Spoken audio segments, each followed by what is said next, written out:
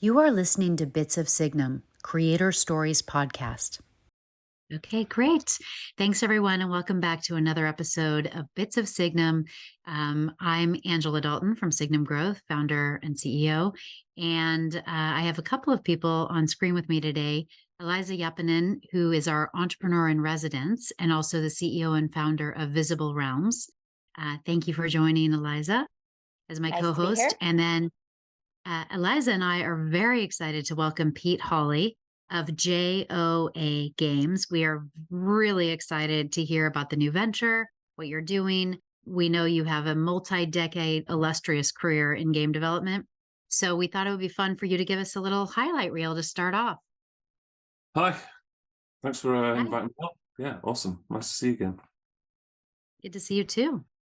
Great to see you. And I can't wait. This is so unusual, but in a podcast, people usually have already prepared. But this is the first time I've seen the full name of the new co. So yeah, it's pronounced Joa, and my co-founder's Korean, and it's a word that doesn't directly translate to English, but it's a feeling and a sense of goodness and light, and so that's why we chose that word. And especially because our job in video games is to surprise and delight people. So I loved it. It's an awesome word. So that's where it came from.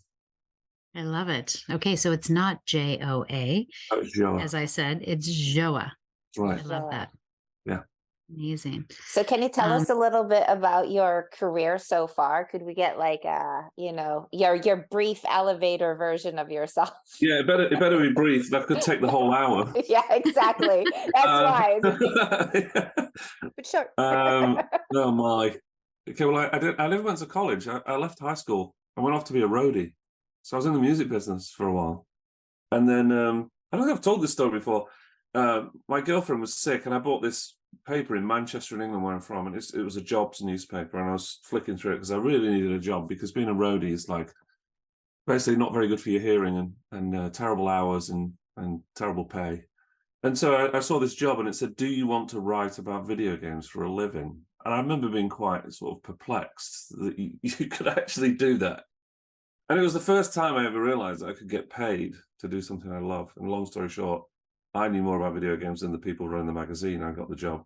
So I was a journalist. I say journalist. I mean, I spent 3 weeks traveling the world and then a week cramming all of the work in. And so I did that for 4 years, traveling the world, meeting lots of different game studios. And that's where I fell in love with the idea of making them.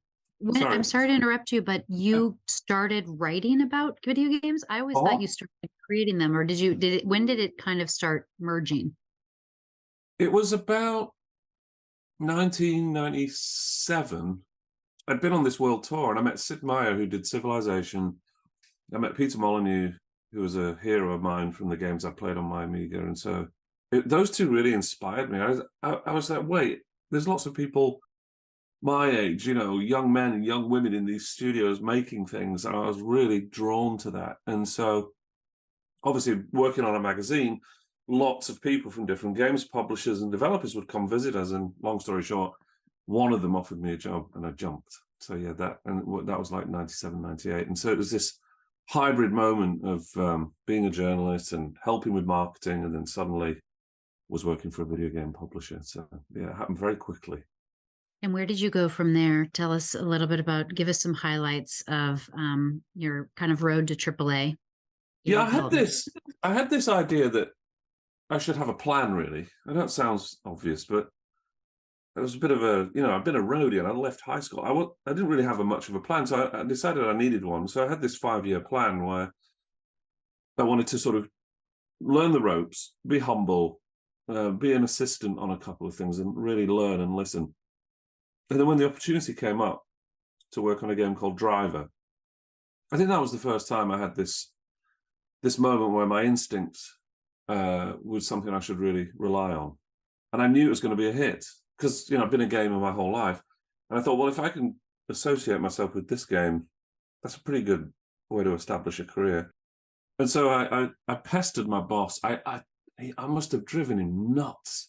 I think I went into his office 3-4 times a week, like, give me Driver. And he's like, no, you're too young. You haven't done this long enough. I was like, I know more about cars than anybody. give me driver. And he's like, no. And I just, every day, knock on his door and go, and he's off, and he's like, oh, God, like, what are you at? I was like, come on. Anyway, he relented. And he was like, okay. I remember the moment, he's like, okay, you can do it. And so I ended up working in Newcastle with the Reflections team on a game called Driver on the PlayStation 1. And, I love that. I it love was a that story. huge hit. It went on to be a huge hit, #1 everywhere. People loved it. And so really from there, that established a real footing. You get something like that on your resume. From there, I went to Lionhead as employee number 15. We did Black and White Fable, pretty legendary game studios there for 5 years. Then I moved on to Sony PlayStation. I ran their external development program and funding. So again, relying on those instincts of funding great projects like Killzone and Little Big Planet. And then the joke at the time was in the UK that it doesn't matter where you work, at some point you're going to end up at EA. So I did. EA had an office in Guildford. I'd just started a family. My son had just been born, and my daughter was on the way. And they had an office which was like 1.5 miles from where I lived, and it was an amazing job. I ended up working at Criterion on Black, which is a first-person shooter, and the Burnout franchise, Burnout Paradise. So had the time of my life there, and then was promoted to vice president, moved to California, and I've lived in America ever since. So really the second half of my career has been here in the US. So mostly in mobile, free-to-play. I love new platforms. So I worked on Facebook games and Android in 2011 and jumped to mobile. And I just love following audiences and new platforms. So I've spent the last decade in various roles, working at mobile free-to-play. Like I was at Zynga for 3 years, part of that big executive turnaround story, which was pretty wild. And then obviously, Angela, you and I met when I was at Mythical for 3.5 years. And and here I am about to go on a new adventure on a new platform. So yeah, it's pretty exciting. But that's about the fastest summary I think I can do of my crazy last 25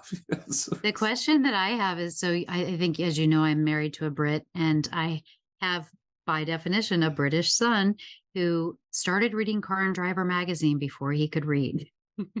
I think some of it is a little bit. Do you have a lot of cars now? Are you into cars? I recently found it. I had a really nice car, but I sold it because I couldn't drive here in Seattle. And I recently found out Washington has the worst roads in the country for. I mean, it's basically like driving on the moon here in Seattle. So I just gave up. So I just ride a motorcycle, but even then I can't ride it in a straight line. There's so many potholes here. But it is my American friends are always quite taken aback about how British guys are just all about cars and motorbikes and engines, and it is definitely an English thing. It's a little bit odd. My American friends find it very peculiar. But I have seen the most awesome cars only in London. Like that's the only time I've ever been privy to actually seeing in real life some of the most beautiful, expensive cars that there are, and I've just been like, oh, I can't believe it. Just parked on the street. Just walk around Mayfair for 5 minutes. It's like, it's crazy. Yeah, it's a thing for sure. Yeah. So we can't wait to dive into your latest venture, which is, hot off the presses. Can you tell us a little bit about, Fortnite, because you had, kind of an overnight hit with Bank Heist on UEFN. And this is a platform that we talk about a lot. Full disclosure, we're investors, and we are really excited about UGC, as we've talked about many times on these podcasts. But yours it felt different, and so I'd love to hear kind of the whole the journey to UEFN. And up until the last couple of weeks, I've been at 100 Thieves for 18 months, and they're actually a part of the new venture. They're still on my cap table, and I'll get to work with them in the future. So it's a very amicable departure. We took the software with us, so our independence is pretty awesome. But the reason I was there is because obviously 100 Thieves is a great brand and have massive reach, and we'll be working with them again in the future. But we have a small team of about 6 people, and we were building a prototype for a first-person shooter, and we've made really great progress there. We were working with this incredible team that had built Call of Duty, Black Ops 2 and 3, and they've written this pretty revolutionary netcode. And that's really fundamental and important to any great game, because that's really why a game feels good. It's because the netcode's so well connected, and players can often jump into a new game and it doesn't feel right, and they'll just go back to Call of Duty, and it's often because of those technology foundational choices. So we were building this prototype, and we've taken that with us also. But it's very difficult to raise money when you're inside another company, as you're incubating, if you like. And so that's the reason we're going independent. But to answer your question, it came to March.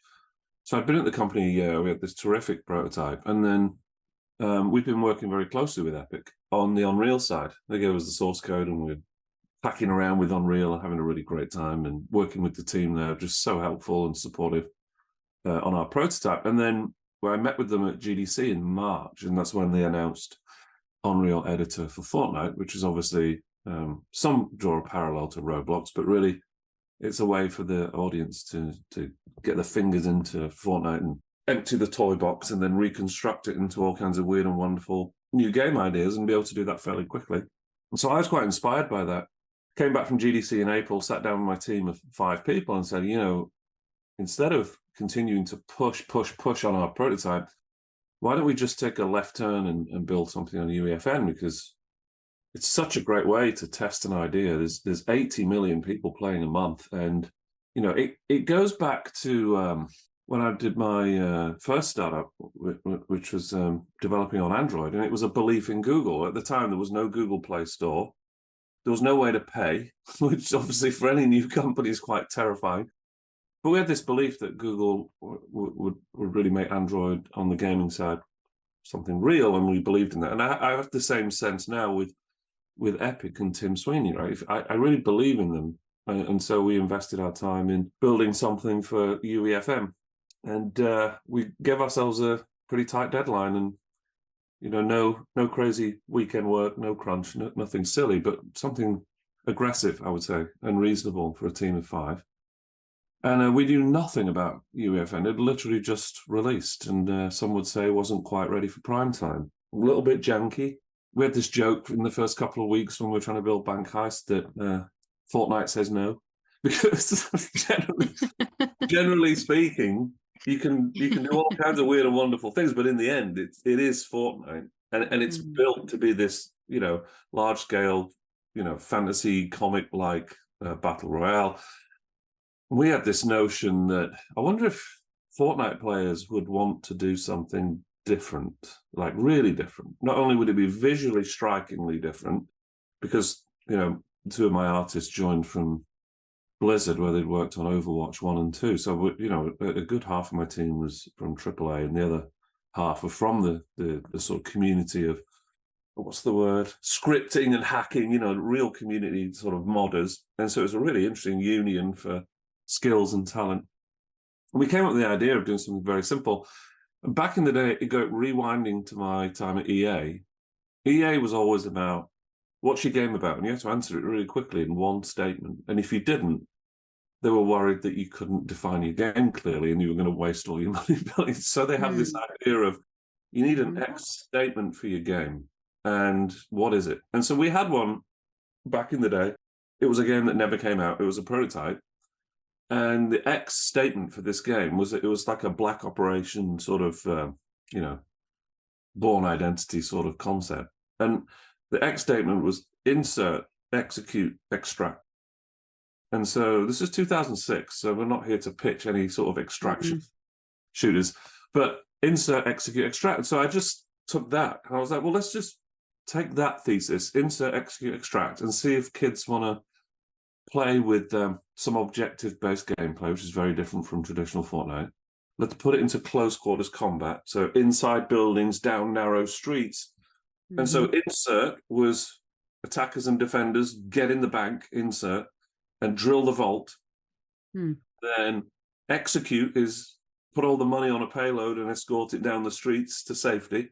And extract is load the bags of money on the helicopter and get out of there. And we chose a bank heist because we could see that in a very sort of non-nefarious fantasy way, kids like robbing banks. Like, it's just like you could see it on Roblox. It's a theme, and Payday's obviously a great franchise. So we chose bank robbery as a as an evergreen concept, applied it to insert, execute, extract, and we built it in 8 weeks. Gave ourselves a really aggressive deadline. But the great thing was, you said 8 weeks. Just sorry to interrupt, but you set your internal timeline at 8 weeks, and you made that. Is that right? Yeah, obviously, I did that in close collaboration with my lead artist, my lead engineer. I didn't tell them. Right. That is a video game trope. Yeah, but just to be clear, the three of us got together and came up with what we felt was an aggressive but reasonable timeline. And one of the reasons for that is because if it didn't work, we could throw it away and move on. Because who knows, the Fortnite audience might be like, no, don't like objective-based gameplay and close quarters combat. This isn't for us. They could have just not shown up. So that's another reason to do it very, very quickly. This doesn't work, throw it away, move on. Well, I mean, so I'd love to know, like, since you're very early on in this space and you already said Fortnite says no, like, what do you see? What are like some of the biggest challenges that you feel that you're facing as like this, embracing this UGC creation of gaming? Great question. There's two ways to answer that one, I think. The first challenge is there's no persistence, which is just nuts, right, when you think about it.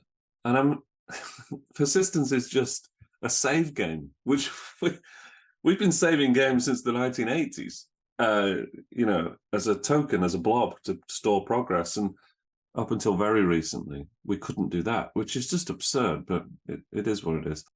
So now going into the new year, Q4 and then into Q1, we have some form of persistence today. It's going to get better. And that's going to allow us to really store progress of our players so they can come back and continue. That's really great for retention, which is really important. So what's coming in the next 6 to 9 months, I believe in Epic. They never really released the things at the time they said they would, but that's pretty common.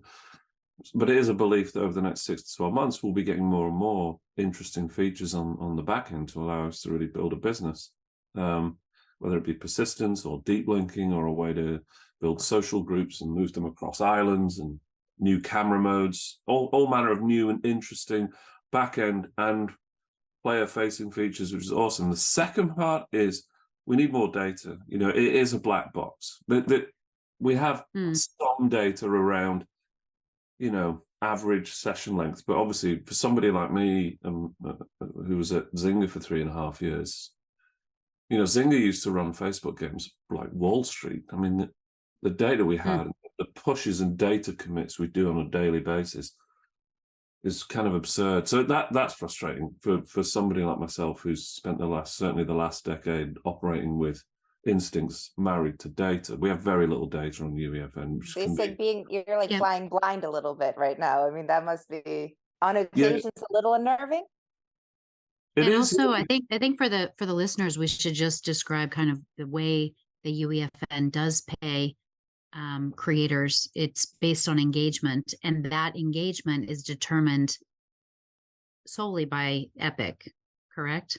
Yeah, it's an algorithm which they have been reasonably open about. It is, it's really about players voting with their feet, voting with their eyeballs. They come in and they play, and for however long they stick around, how many hours they play, in aggregate over a period of time, that's how you get a slice of the pie. So, Epic's paid out about $130 million to the creator community since launch in April. So it's healthy, but right now it's a lot of community ideas and kids sort of throwing memes at the wall.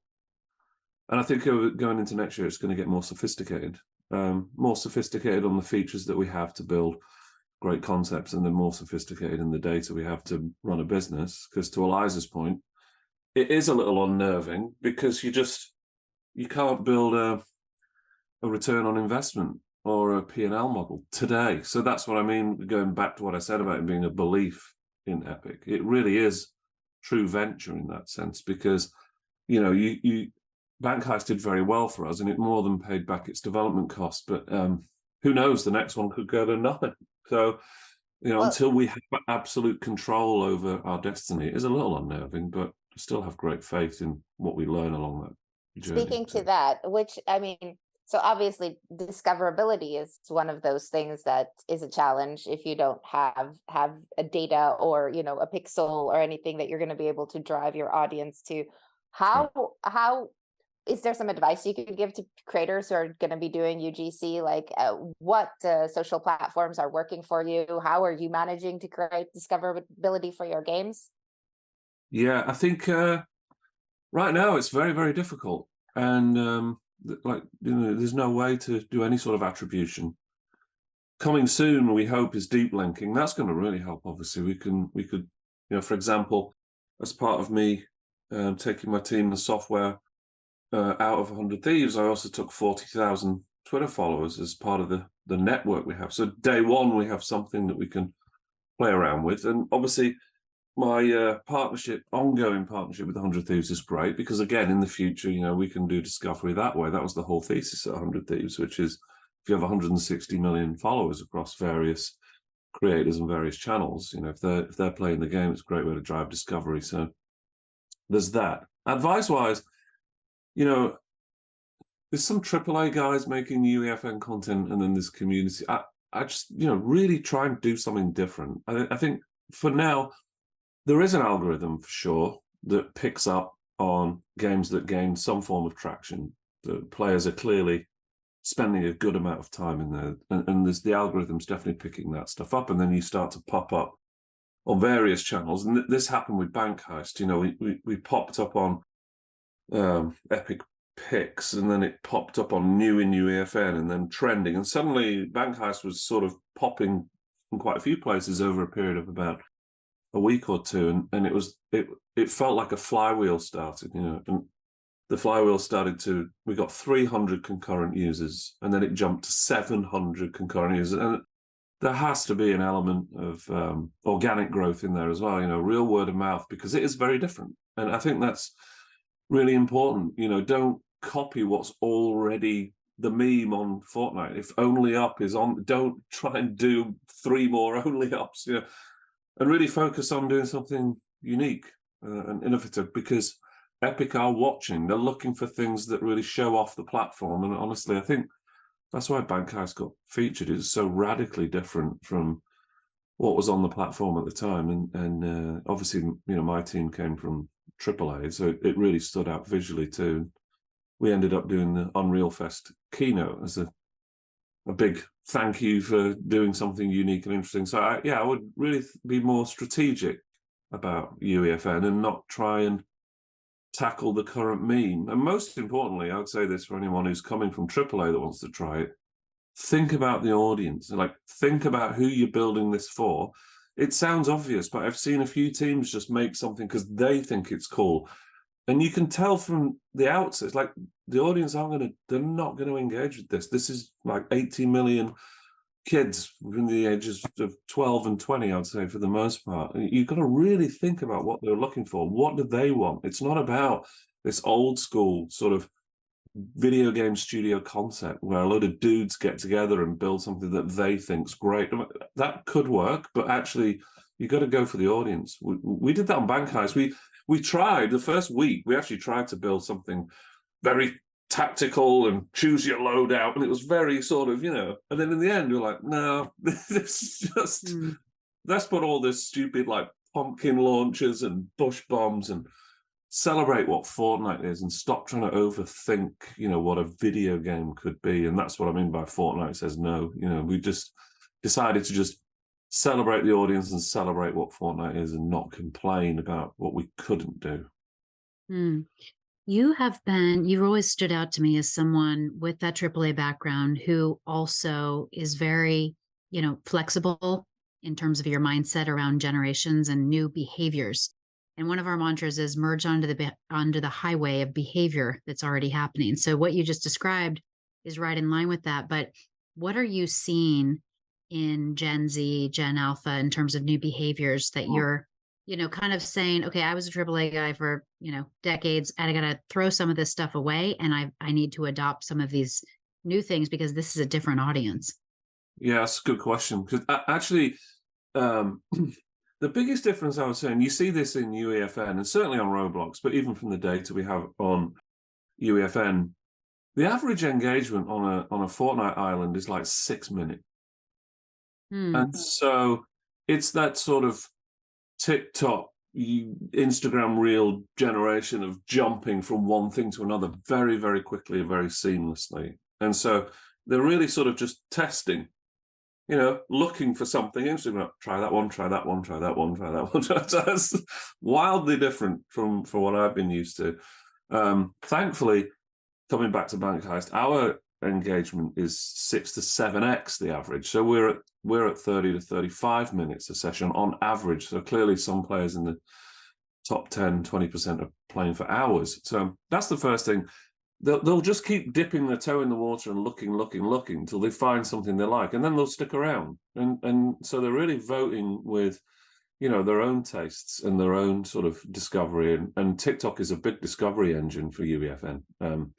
Despite the fact you can't share an island code because TikTok thinks it's a credit card, but that's annoying. But otherwise, TikTok's been amazing for UEFN. I know that from talking to the folks at Epic.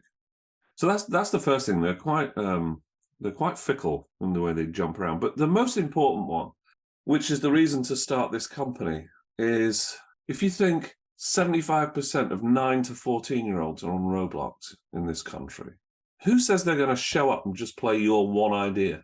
I just don't think they want to do that for much longer. I think they're going to want to show up into game experiences that they can play with their friends and be very social inside simulations, things that are a bit hacky, bit broken, just tons of fun.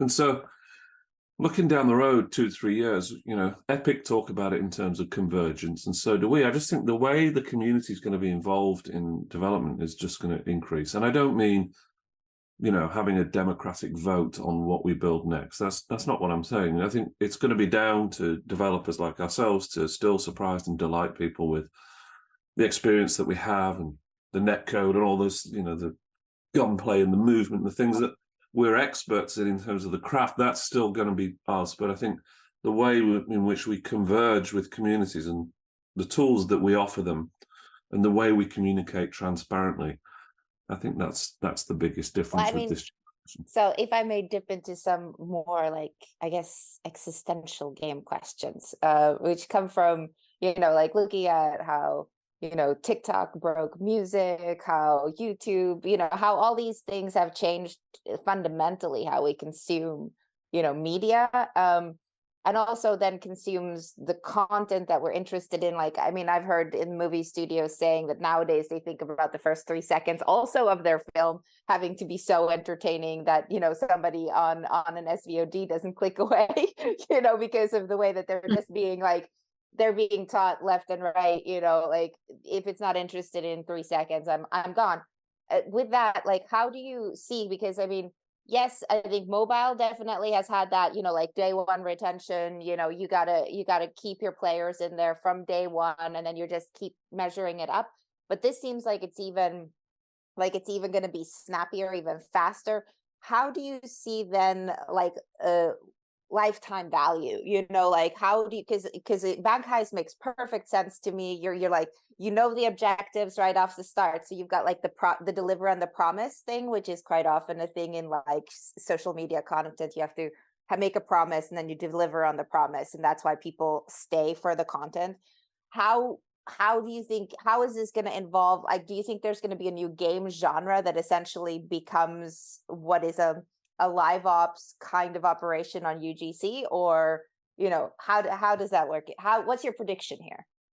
I think on UEFN, I hope, and I say that because, as my old boss Mark Pincus used to say, hope is a losing strategy. So I have to be a little cautious using that word. I think that we'll be in a position to create social hubs of our own. So it's not necessarily a place where you show up and start shooting people. There are social gathering spaces which become a hub and a spoke to all your other islands, and you'll be able to form up with friends, jump into something, come back, go to another. And so it's okay if you're fickle and you want to do 10 minutes on this island and 15 on this one and 5 on this one, but I'd like you to do that with your friends based on our islands. So you could think of it as a a few people have coined this term, but if you think about the Zynga of UEFN, where you end up with an ability to cross-promote your own work and keep a social group of friends together, and then build really interesting features that help you realize that you're playing with friends, but also helping friends and being socially connected with friends and gifting friends. And there's some really interesting ways that could happen, especially with a hub and spoke process and feature design. So, I think I can see that in our near future. But coming back to your other question, it's been an obsession when it comes to surprise and delight and delivering on the promise. It was an obsession in game development, and I hope it still is. I haven't been in AAA for about 8-9 years, but the obsession used to be surprise and delight, and it was Halo. The first Halo on Xbox was always used as a shining light of the first 5 minutes. Like the opening of Halo 1 on the Xbox was absolutely stunning, and we hadn't really seen anything like it before. It just drew you into everything, like the fiction, the character, the whole sort of game world. It did such an incredible job that was a real banner in software for the longest time. And, a lot of games still hold that true. And then in mobile, obviously, we have the first time user experience. So I think what we're seeing is that you've got to make your first time user experience real snappy and skippable. And you've got to make your first few minutes just, really wildly entertaining and amazing. Because, if you start your game experience with a panning camera and a spoken word dialogue, I don't know. I just think people are just going to get bored real fast. I get bored fast. Actually, when we were playing our prototype, because of some of the clever tech, we have a kill cam, which is actually technically quite a difficult thing to do, right? If you get shot in the head, it does a replay on who killed you and where they were, and that's technically quite difficult to do. So we have a kill cam. We noticed during our play tests with the LA Thieves, who are the Call of Duty Pro team, and some of the creators are all in their early 20s. They're so anxious to just get on with it. They want to skip the kill cam, and that thing's like 3 seconds long. And so this idea that everything wants to be skipped, because I think kids just want to get to your content and then just figure it out for themselves. Like, just stop boring them to death with opening scenes and camera pans. They just want to get in there, and you see that certainly in Roblox and certainly in UEFN. So I just find them, they know what they're looking for. They know what entertains them. They know what they love. They know what they want to do with their friends. So just give it to them as fast as humanly possible, so they can figure out whether they like it or not. And that's the biggest. Well, I mean, for anyone who's watching this podcast, I watch podcasts at 2x. So I'm like, see, I can't do that. I mean, in the end, the economy here is time. And it was Angela's question about how Epic pay. I mean, essentially, again, if you're thinking about the audience, which should always be an obsession, and their behaviors, you're vying for time. How are you going to keep kids in Bank Heist when they've got TikTok in their right hand? Like, the time is such an important thing, and it's why Netflix said that they're one of their biggest competitors is Fortnite, because it's time spent. And so it's a very, very difficult science to figure out, but the faster you can explain the idea, the faster you can surprise and delight people, the better chance you've got of them sticking around, particularly if you're giving them content that they love, what they like. And that you have to do your research. You have to do some really hard work on audience and trends and current memes and what's happening in Roblox, and be really thoughtful about the games that you build, because if it's just your idea, maybe you'll get lucky, but it's difficult. Speaking of Roblox, I think one of the things that has really surprised people, over 20 years old, or not even 20, maybe over 15 years old, 18 years old, is the idea that cinematic quality and high quality design is not has not been the fact that that's missing from Roblox has not been a real hindrance to adoption. One of the things we were really excited about with UEFN is that Unreal Engine 5 does provide that cinematic quality. And so you could get movie, TV-like quality in games. We're still really excited about the diversity that that brings in terms of the diversity of game types, etc. But how important is Unreal 5 to you? Oh, it's huge, actually. It's a great question. It's part of our pitch for the new company, actually, is that if you're working in contemporary tools, it's such an advantage because we just have no legacy. We have no legacy workflows. You know, Tiago's the sort of director of our world creation environment. He came from Blizzard. He estimates he's about 5 to 10 times faster, just because he has these custom workflows that we've built, and he's in Unreal 5.3, and you know he's free to build and do that quickly. We're not at a big company, so I don't have to go to the legal department and ask for permission to use GitHub, and I don't have to see if it's okay to use Houdini and or some generative AI tool to help build the city fast. Look, we can move so fast, and Unreal is so flexible, especially now with 5.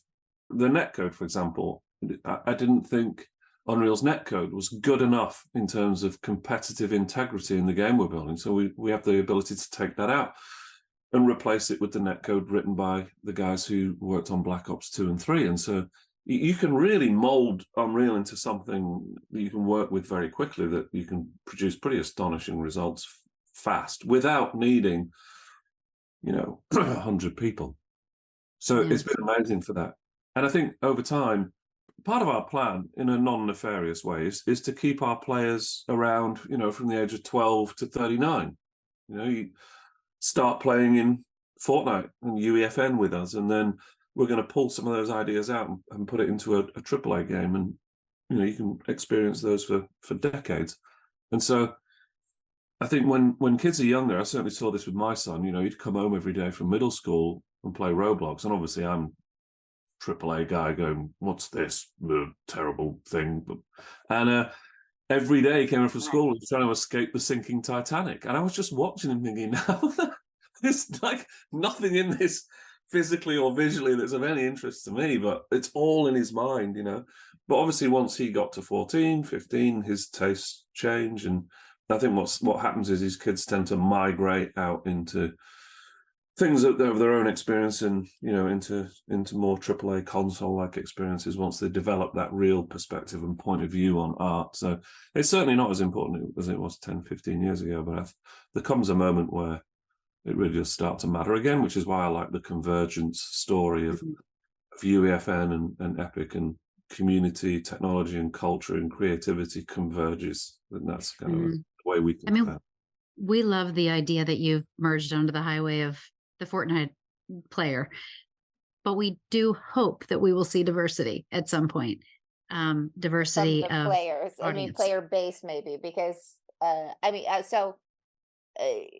we've been debating this. It's beautiful. Unreal is an amazing engine, and yes, that promise of doing beautiful things and really getting into that immersiveness, but as you said, it's primarily this shooter, and that's, of course, the player base is originally, a shooter base. And how is it on the side of like male female ratio? How do you, because also you said about the memes and like the understanding the player, is there a possibility to get more women to adopt and young women to adopt Fortnite? Because I think it's skewed 90, like men is somewhere. I picked it up recently, or has it really changed? is that high? Yeah. Eliza, I'm sorry to interrupt, but I need you to give a vision for what you would like to create, because I think that this is our debate, Pete. We're thinking, can we build this on UEFN? So Eliza, sorry, give a little bit of background. Well, I mean, so I'll be my mine skews like fashion battling type games, or more of this cozy gaming scenarios that would be really fun to make these lush and beautiful worlds happen on Fortnite and bring in this audience. But are we gonna like is there an appetite for that, or is that just not the audience? Yeah. No, there's a really interesting genre around the fashion show stuff, which has been awesome because a lot of creators are doing that anyway, and Fortnite's perfect for that. or anything where there isn't like a gun in your face. You know, I think coming back to a lot of the work that we did at Zynga. You know, GDC used to be full of all these really embarrassing like talks on stage, which was like basically 6 men at a table talking about girls in games. You're just like, hang on a minute, like, where are the girls? And then they'd have these like pink games. It was just horrendous for like, you know, 10, 15 years ago. It was just embarrassing. And I remember getting into a big argument with some guy at GDC.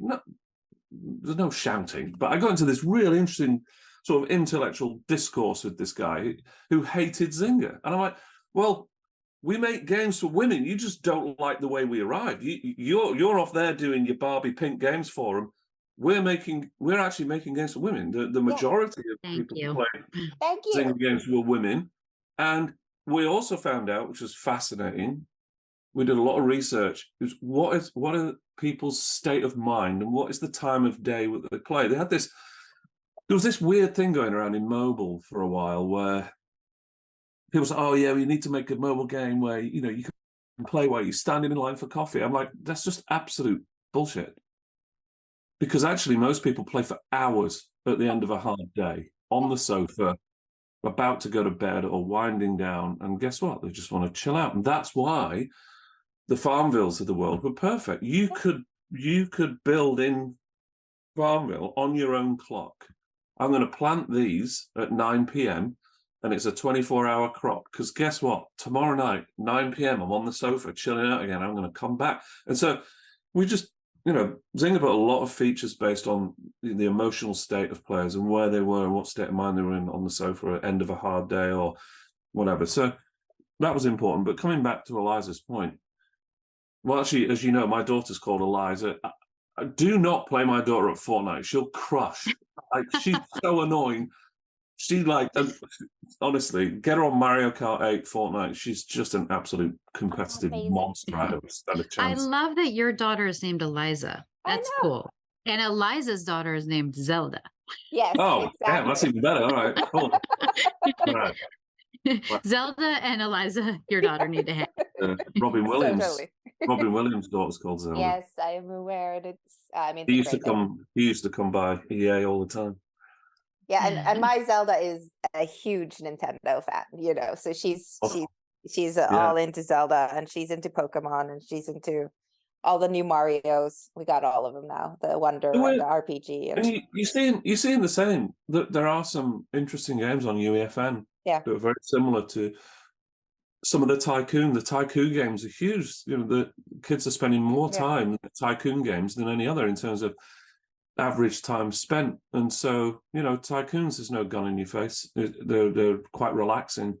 You know, my team's working on one actually, which is quite similar to a sort of Minecraft meets some of what Zynga used to do. And now we have persistence. That means you can take a break and come back and play tomorrow. And that's awesome.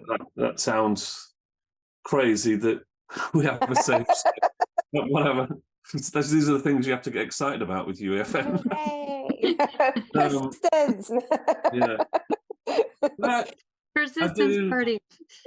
Exactly. We can continue tomorrow. Come back, take off where you left.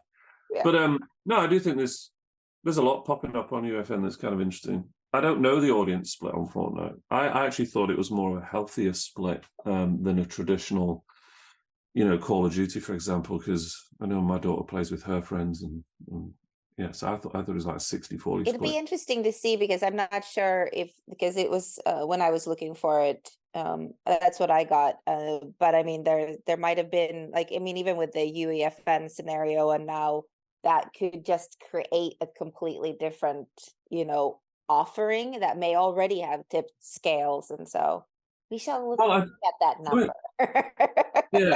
Well, coming back to the previous question, you know, you see this in Grand Theft Auto, the role play stuff, and some of the biggest hits on Roblox are really about social simulations.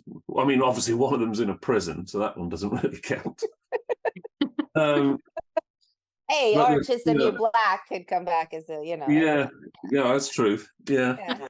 No, but I think that, you know, the simulations, the social simulations on Roblox are huge, and so I know that's coming in UEFN as well. So back half of next year. And so once you're in a position where you can create larger open worlds with simulations and social systems, and where you're not having to shoot people in the face to win, I think that's going to be a much bigger part of what UEFN is in the future. And you can see that now, like I said, with some of the tycoon games that are getting really good traction. But I think in the future, when you get to sort of the ability to be inside a social simulation and role play, they're going to be huge. Sims-like experiences inside UEFN are quite possible. So I would love to know, because I am yet to create anything on UEFN or on Roblox. But one of the things that I have found is like kind of an ongoing discussion, of course, is creating original characters on either platform. One, in like how, if you wanted to take IP or you want to create your own IP, a character, the visual design of these things are really important to building that. Where is UEFN on that at this moment? Like how, like, can you make cute little teddy bear version of your character run around, or are you stuck with the humanoids? And but for now, like I said, the joke when we built Bank Heist, because I'm like, hey, can we do this? No. What about no? Can we? No. What about if we? No. So this whole joke of Fortnite says no is because you realize really quickly that you're editing Fortnite. And whenever you tell your game system not to be Fortnite anymore, it can get a bit janky. And you have to celebrate that and fix it. And it's really interesting because you have to be very curious and a real problem solver as an engineer, because Verse is obviously, it's not C++, but it's a very interesting sort of script language, quite similar to what we've used in the past, other scripting languages in video games and Roblox and so on. So you have to sort of be very patient and hack around. But to answer the question, I know that new camera systems are coming fairly soon. So next few months into next year, again, I can't quote Epic dates because those guys are really busy, but they tend to miss dates. We'll get it eventually, but new cameras. So for example, I think in the new year, we'll be able to release a first-person shooter version of Bank Heist because we'll have new ways to control the camera.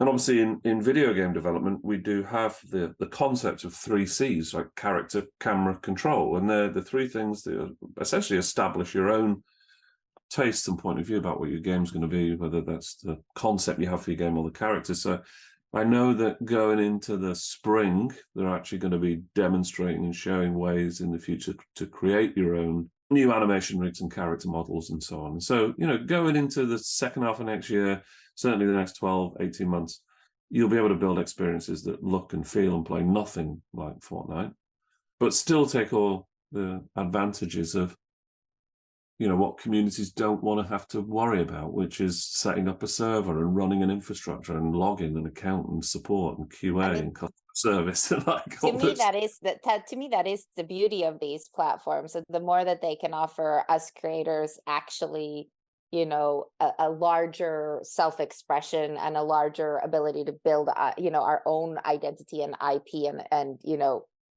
careers off of this. The more powerful they will become, in mass. It's really interesting actually, because I did the keynote on Real Fest, and it was 8 minutes long, but I had to rehearse all day Monday, which is kind of crazy. I could have winged it, to be honest. But I had to rehearse all day Monday, but the advantage of that was I spent the whole day in the green room with like the executive team, and Tim Sweeney came by, and I've known Tim for like 25, 30 years. And it's just really interesting talking to them about getting some sort of insider information. And I was like, well, I have this AAA shooter we're working. Is there a point in 2 to 3 years where I could just release it on UEFN?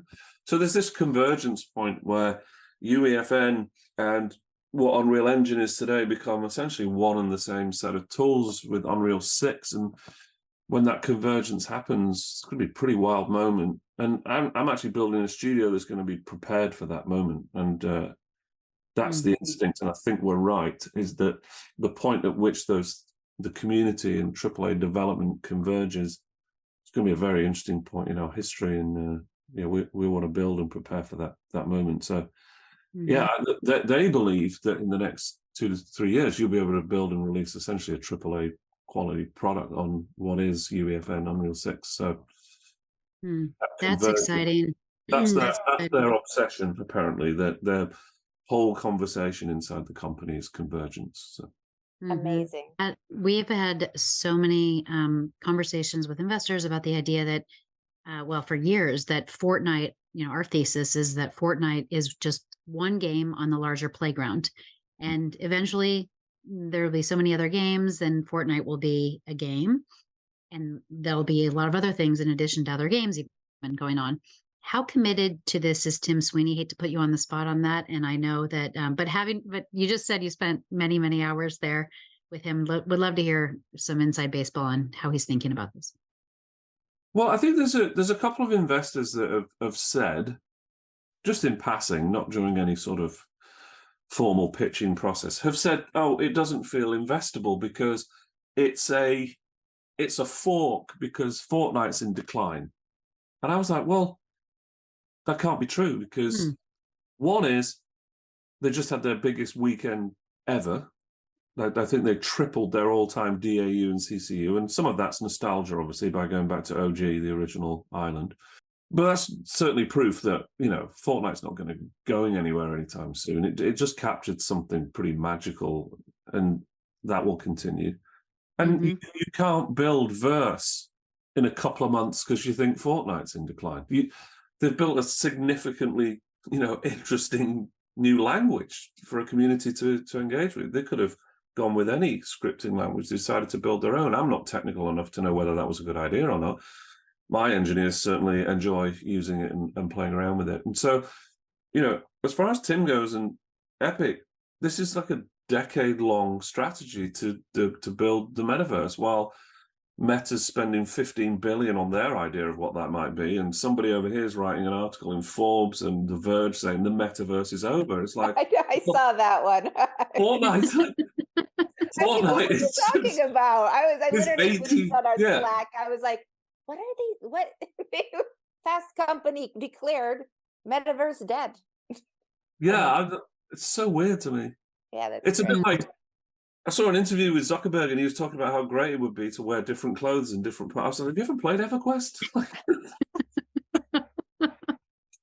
Anyway. Yeah. Or that the metaverse is just a piece of hardware that you put on your head. And they literally think metaverse is just like the VR version of social media. And that's, of course, where the disconnect comes from. Yeah. And then there was one VC, I can't remember, he said that his investment in virtual reality was important at the point at which society just becomes a dust bowl and you just want to spend your time elsewhere. I was like, wow, that's a pretty depressing reason to invest in something. I'll stick to surprise and delight in video games. I like that. Let's all stick with that. I like that too. I mean, honestly, Pete, I always, and we always enjoy speaking to you. And what you said a few minutes ago, Fortnite says no, and you have to celebrate that and fix it. That's the spirit. I love that. That's, and that's why you're a pioneer. I'd love to know, we would love to know, what kind of industry prediction you can give us. Where do you think the world is heading? A time capsule, that we kind of can go back to sometimes in these and then like have a good laugh or be like, wow, Pete knew exactly what was going on. Oh, God. So give us your industry prediction 2023. I think the community is going to, in the next 3 to 5 years, is going to start building their own amazing content and push back on these massive AAA companies that just keep releasing unfinished giant pieces of software that people don't necessarily want. And they keep spending $200 to $500 to $600 million making them. And so consolidation is natural. Look at the Microsoft Activision deal. It is what it is, but they're just so big and so complex and so expensive. They can't innovate. And so the kids are going to innovate. And I think they're going to spend even more time together doing it. And as the tools get more sophisticated, whether that be UEFN, Roblox, and AI, they're just going to get even better at it. And so I think anyone in the business should be setting themselves up to be working with the community. And again, I don't mean, shall we make this feature next month? What do you guys think? Let's have a vote. That's not what I'm saying. But we need to be more open and more authentic and more welcoming to their ideas and the way we communicate and build with and for them and the way we collaborate with them. I think that's going to be huge. I was saying to a friend yesterday, this is an old guy statement. I miss the day where we had to burn games onto pieces of plastic and EA would call me and say, all right, is it ready? Because we're about to make 4 million of these things. It was an immense, stressful moment, but actually it means it had to be finished. And so there's just this dearth of games releasing that are just clearly unfinished. And people are being asked to spend $60 to $100 on these games. They're all buggy as hell, and you're supposed to pay for some sort of early access privilege while they take anything between 3, 6, 9, and 12 months to actually get them into a shippable, playable form and state. And I think the community is really starting to push back on that because they're being asked to spend a lot of money. And you see it with some of the reviews of the latest Call of Duty. People are really starting to push back on the complexity and some of the unfinished nature of some of these things. And that's no reflection on the teams working hard because it's not those folks making the decision. But community is definitely going to start pushing back. And we keep talking about AI is pouring, is pouring gas on this UGC fire. It's just going to be amazing. It seems to witness this shrinking of time. And I hope people in the games business can look at AI for the most part as a fascinating sort of partner or co-pilot in this work, because some see it as an existential threat, but it has no ability to reason. It has no point of view. You can't get in a room and be creative with it and come up with a great game idea. It doesn't know what good feels like or what good looks like. That's still a human condition, thank God. So I think people need to embrace some of these AI tools and look at them as co-pilots to their own work and stop, worrying overly about it taking their job away. Mm-hmm. Yeah, tools that make humans better, smarter, faster. I agree. Yeah, I mean, it's like this thing essentially turns you into a cyborg. I mean, you're an advanced human because you have this like supercomputer in your hand as you walk around all day. Yeah, and I think I saw somewhere that they're thinking about making some sort of like a patch instead, where you're going to have like a complete, AI assistant scenario where you're like, instead of it being, an interface that's actually that you're looking at anymore, it's more like seamlessly saying, hey, oh, by the way, I have to call that person at 5, and then it makes a, memo. Yeah, I saw that pin recently from some former Apple executives. It's called Humane AI. Humane, yeah. It's an all-on AI system on your lapel. But yeah. Feels very Star Trek. And I'm like, beam me up, and I want to transport already. I grew up where I'd leave when I was 14 years old. I'd leave the house at 9 a.m. on my BMX. I'd ride around all day, fall off, got all kinds of damage to my knees, my elbows.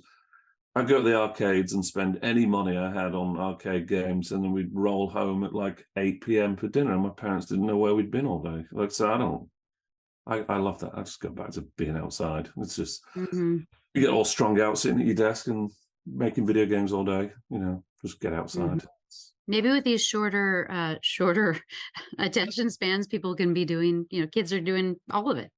Gaming. Yeah, there'll be a point. I think there'll probably be a point in the future, in like 10 years, on whatever Epic build, where you can just come home and verbally ask a machine about the experience you want to be in, and it will just create it for you, and you just jump in. Yeah. I want to be a cowboy in a Blade Runner future, and it'll just create that for you and just jump in and play it. So maybe that'll in a decade or so, but it's really exciting. But today, thankfully, it's still about us. So.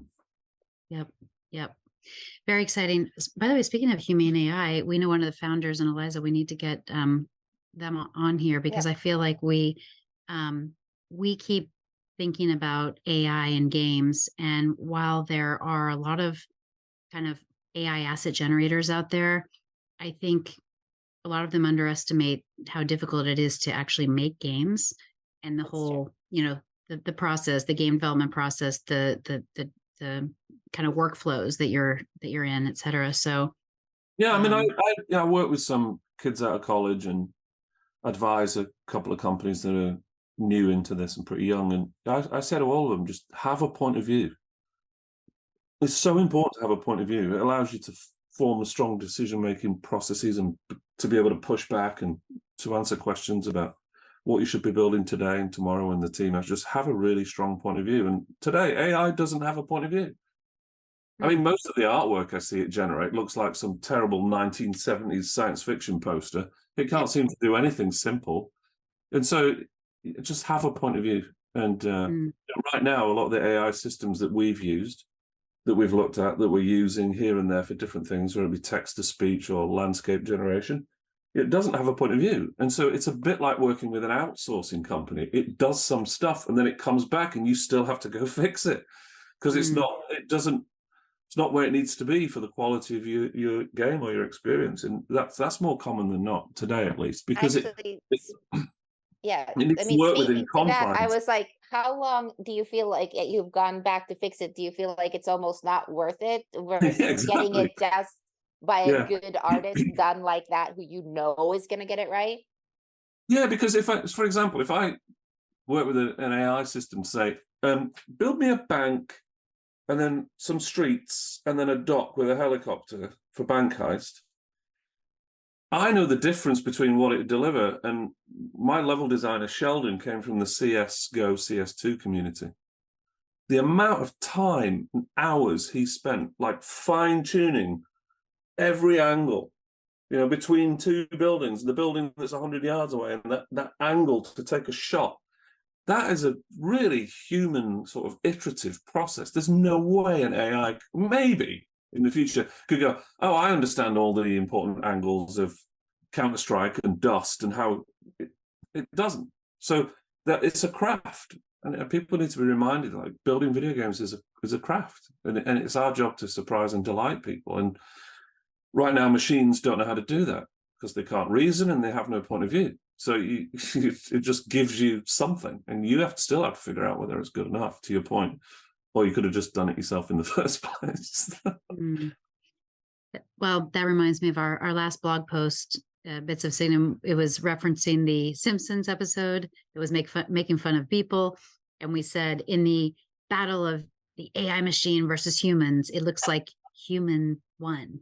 ONE. That was the name of the artwork. So Yeah. so that's reassuring because we're all about artists, art, creativity. The reason to be in this space and the reason we're so excited about it is because creators and developers are moving to the front of the line. There's more transparency. This creative, it feels like there's a lot of creativity being unleashed, and AI is assisting that, as you said. And when we get to the point of clarity in terms of how much people can get paid, I think this is going to create many, many new careers and new jobs for people. I think so, yeah. Especially if you think of it as a co-pilot. There's a concept artist friend of mine that I know, and that is certainly a role that could be, considered, worried about AI's abilities to create concept work.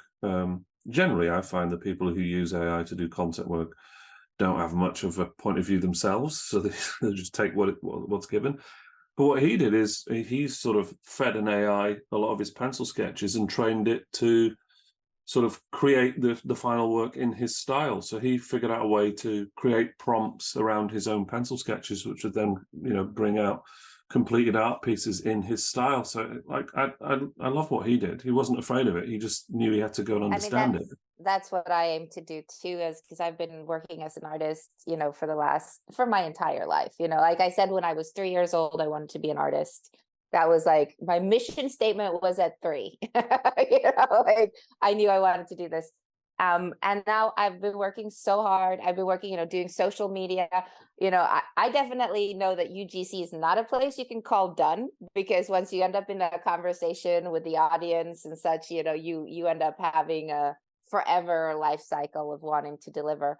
But I ended up, I've injured myself essentially, like working so hard. And for me, I love the idea of like having this assistant where I could feed my stuff and I could even get more productive, instead of now where I'm feeling like, oh, can I draw? Do I need to get someone else to do the work that I've been wanting to do? And I'm like, in a way, it's sort of an enabler, like in that I'm being disabled, it's enabling me. And I think that's, a beautiful transition. Of course, what I hope to see is that we don't lose the connection of authenticity. And I think we won't, because I've never believed, like, I draw beautiful things, but I've never believed it's the beauty of my things that matter. It's about the conversation. It's the message. It's like about, it's the connection. And so I think we're building connections. I don't think the form really matters as long as I we're agree with that.